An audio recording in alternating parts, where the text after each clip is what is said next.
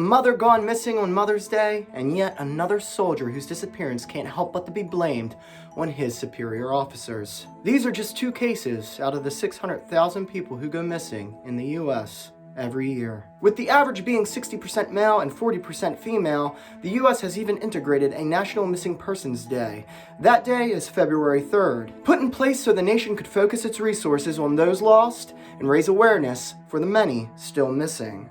But we are going to focus our resources now, and instead of me asking you to like and subscribe, I simply want you to share. Let's work together and let's put out the word. We must raise awareness and defend those whose voices are unable to be heard.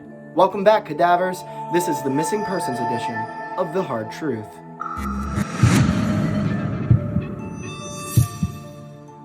Echo Lloyd is a 47-year-old mother of four, a newly but loving grandmother, and an aspiring artist. Echo lived alone on 10 acres of land beside a lake in Edwards, Missouri, in Benton County.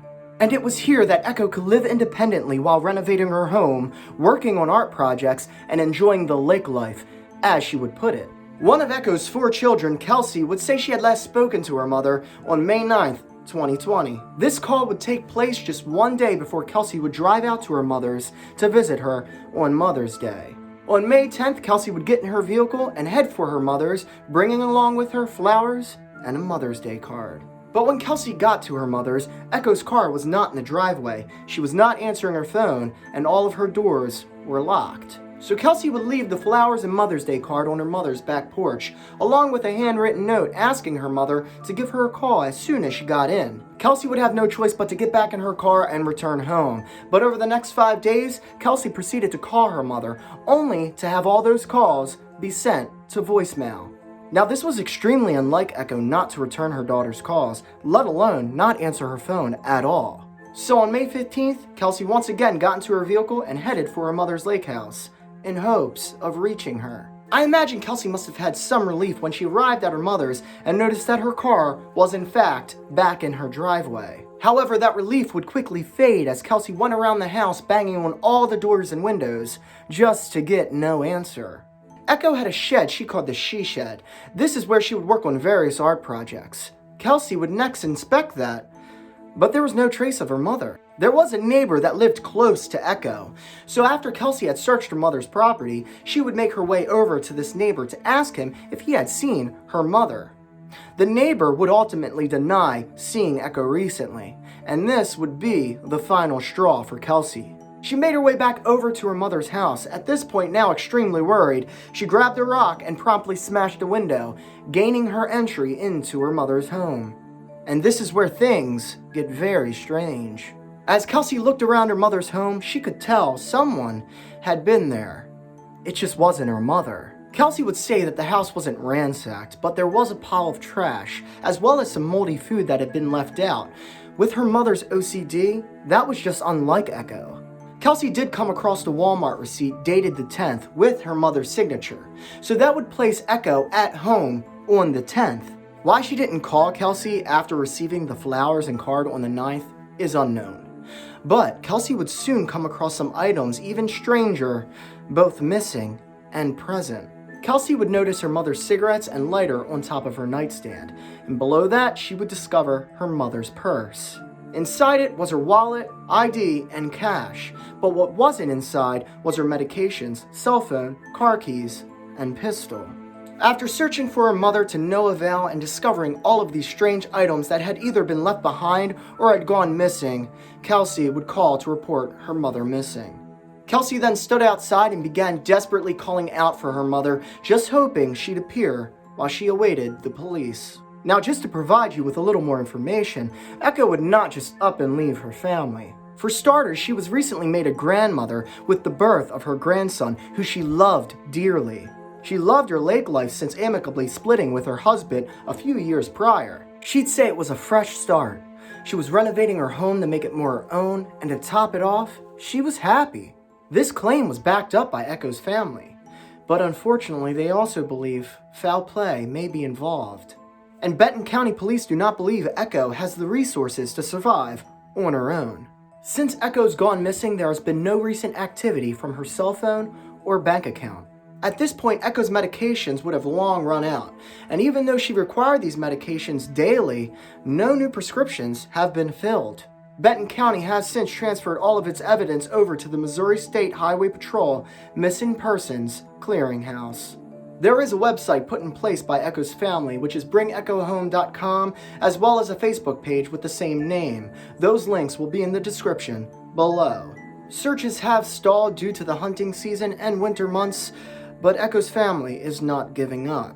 Echo stands at 5 foot 4 inches. She weighs roughly 100 to 110 pounds. She has brown hair and brown eyes. She has a Let It Be tattoo on her wrist just below the silhouette of birds, as well as her 4 children's names, Kelsey, Case, Caitlin, and Kylie.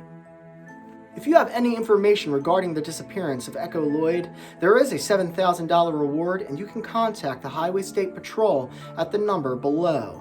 The number, as well as the family's GoFundMe link, will be in the description as well. Have you ever seen the 1993 film Groundhog's Day starring Bill Murray, Andy McDowell, and that old dude who's always warning you about your diabetes? Well, Murray plays a weatherman who's stuck in a time loop. So every morning he wakes up to the same alarm clock, playing the same song, experiencing the same events daily just for the cycle to repeat the following day. Well, that's exactly how I feel right now, because 3 episodes in a row, here I am, yet again talking about U.S. military bases and the gross negligence that has rooted itself deep within. We've discussed disappearances at Fort Bragg, and we've talked about disappearances at Fort Hood. Next up is Fort Bliss, and one way to sum up this story could be with a slight variance in a common idiom. We've all heard the saying, ignorance is bliss, right? Well, it turns out ignorance is actually Fort Bliss. But enough with the ranting, let's get into the details. In El Paso, Texas, stationed at Fort Bliss, is a young man I'd love to meet one day by the name of Richard Halliday, and he is 21 years old.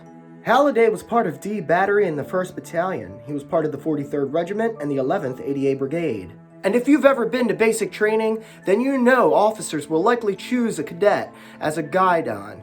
Guidon is like being named prince at your pageant. It is a huge honor, and the person chosen is the only person meant to carry the unit's flag. And the person chosen for guidon must be smart, athletic, reliable, dependable, courageous, and present.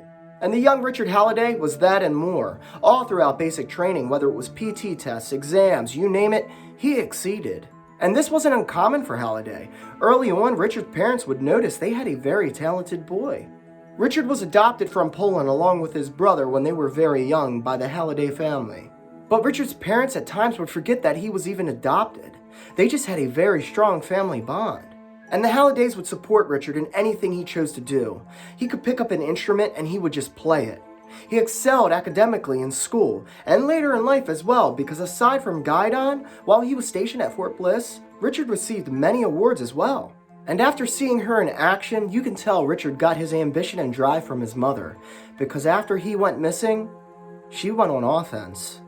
Richard's mother has not stopped searching for her son, and I have a feeling she is not going to until someone answers for whatever happened to her son Richard.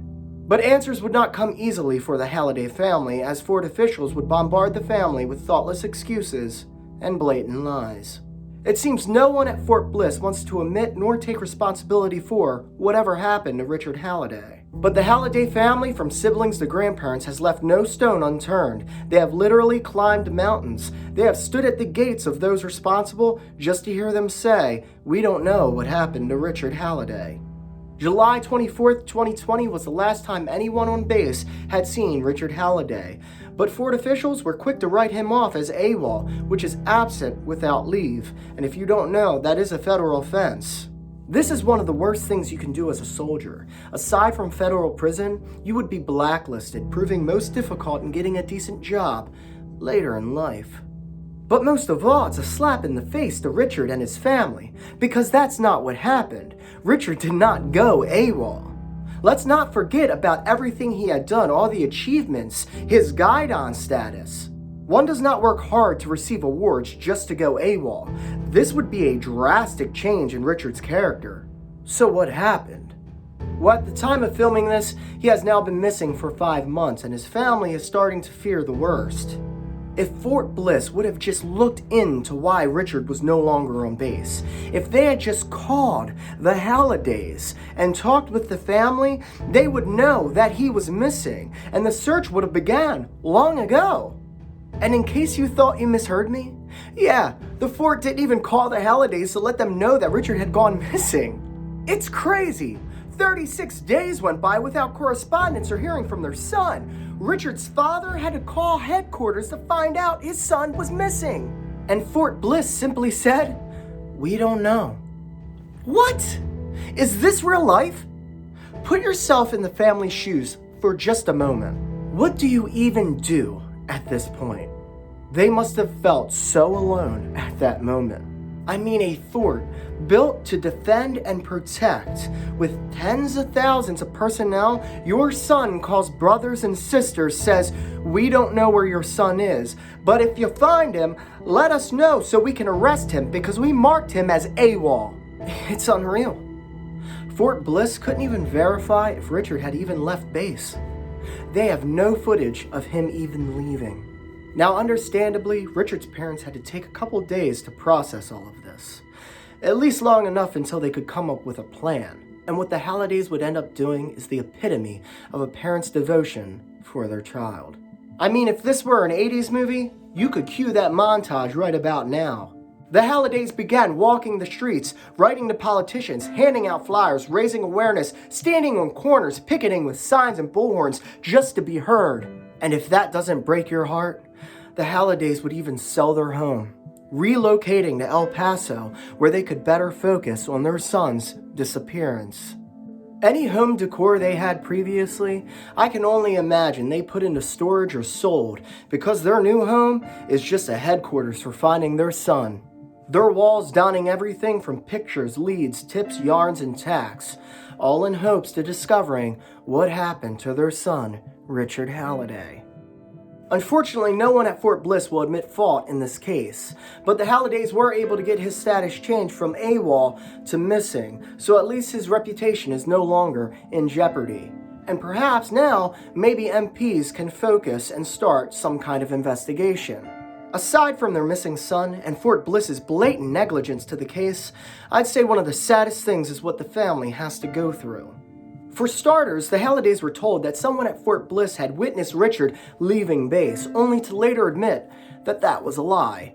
They have dealt with officers claiming that Richard started drinking on base. Just excuse after excuse, and if you think that's bad, just wait. The Hallidays had set up a tip hotline, which will be in the description below, but they have gotten a slew of false leads and ransom calls. Yeah, people have called them claiming to be holding Richard hostage just to try and get money from the family. Like the case with Echo Lloyd, there is a reward in place. This one is set at $25,000. If you have any information, please call the tip line on screen now. That, as well as the family's Facebook page, Find Richard Halliday, will be in the description below. There you can find more information, donate to the family's GoFundMe, or watch several of the live feed updates that Richard's mom posts daily. That is enough hard truth for one day. Sadly, I'm sure there will be more tomorrow. Please share this and let's get the word out. Be good to another and stay safe. Until next time.